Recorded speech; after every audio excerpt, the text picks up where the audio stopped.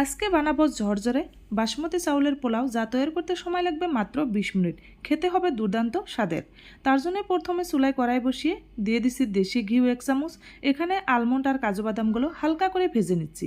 Half cup পরিমাণের সাদা তেল দিয়ে পেঁয়াজগুলো বেরেস্তা বানিয়ে নামিয়ে নিচ্ছি। এবার আরও 1 কাপ পরিমাণের সাদা তেল দিয়ে এখানে গরম মশলা দিয়ে দিছি, গোটা জিরা, তেজপাতা দিয়ে দিছি, পেঁয়াজ কুচি, কাঁচা লঙ্কা, লবণ, একটুখানি হলুদ গুঁড়া দিয়ে দিছি কালারের জন্য। এবার চালটা আগে থেকে জলটা ঝরিয়ে নিয়ে এবার চালগুলো দিয়ে আমি 5 মিনিট সময় খুব ভালো করে নেড়ে চেড়ে ভাজা ভাজা করে নিব। যত চালটা ভাজবো ততই কিন্তু পোলাওটা ঝরঝরে হবে, খেতে স্বাদের হবে।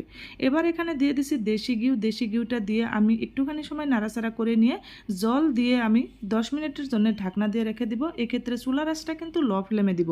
জলটা শুকিয়ে গেছে, এবার হাফ বাদাম এর উপরে দিয়ে আমি নাড়াচাড়া করে আরও 2 মিনিটের জন্য ঢাকনা দিয়ে নামানোর আগে আমি এখানে দিয়ে দিছি আরও 2 চামচ পরিমাণের দেশি ঘিউ দিয়ে পোলাওটা রান্না করলে খেতে কিন্তু অসাধারণ হয়।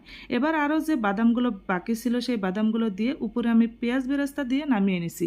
ভিডিওটি ভালো লাগলে একটি ফলো দিয়ে পাশে থাকবেন।